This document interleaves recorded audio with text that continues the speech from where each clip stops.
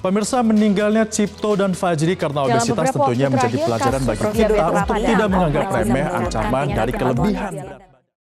Menurut Kementerian Kesehatan Republik Indonesia, pada tahun 2015, Indonesia menempati peringkat ke-7 dunia untuk prevalensi penderita diabetes tertinggi di dunia bersama dengan China, India, Amerika Serikat, Brazil, Rusia, dan Meksiko dengan jumlah estimasi orang dengan diabetes sebesar 10 juta orang.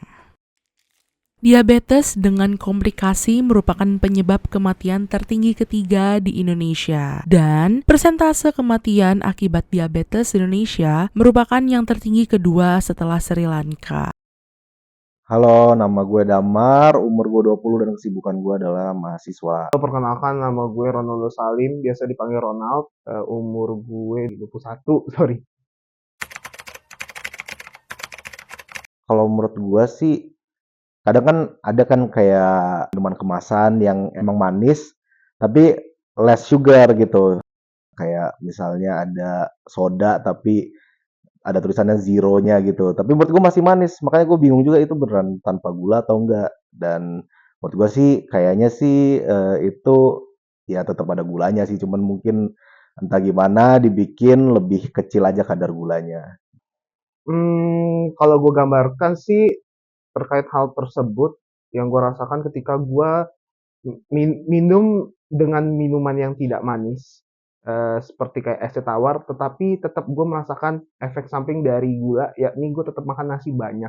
Yang membuat gue itu kayak ngerasa nyesel karena walaupun gue nggak minum manis pun juga ujung-ujungnya tetap gula yang dihasilkan dari nasi itu berdampak ke badan gue. Prevalensi orang dengan diabetes menunjukkan kecenderungan meningkat, yaitu dari 5,7% di tahun 2007 menjadi 6,9% di tahun 2013. Kemudian, 2/3 orang dengan diabetes di Indonesia tidak mengetahui dirinya memiliki diabetes dan berpotensi untuk mengakses layanan kesehatan dalam kondisi terlambat atau sudah dengan komplikasi. Berdasarkan riset kesehatan dasar tahun 2013, prevalensi diabetes 5,5%, sedangkan obesitas ada di angka 15,4%. Angka ini merupakan meningkat terus dibandingkan riset kesehatan dasar tahun 2007 dan 2010. Dikutip dari BBC News Indonesia, Ikatan Dokter Anak Indonesia sebelumnya merilis data yang menunjukkan bahwa prevalensi anak penderita diabetes meningkat 70 kali lipat pada Januari 2023 dibanding tahun 2010. Terdapat 1.645 anak di Indonesia yang menderita diabetes pada Januari 2023, di mana prevalensinya sebesar 2 kasus per 100.000 anak.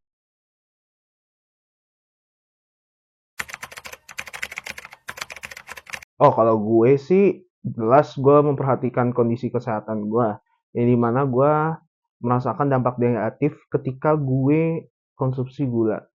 Seperti contoh, gue waktu itu pernah tes gula darah, ketika pada saat itu gue tidak makan, dan gula darah gue tuh sangat tinggi pada saat itu. Dan dari situlah gue mulai memperhatikan kesehatan gue, yang dimana gue akhirnya memutuskan untuk menurunkan berat badan, yang membuat akhirnya gula darah gue kembali normal lagi.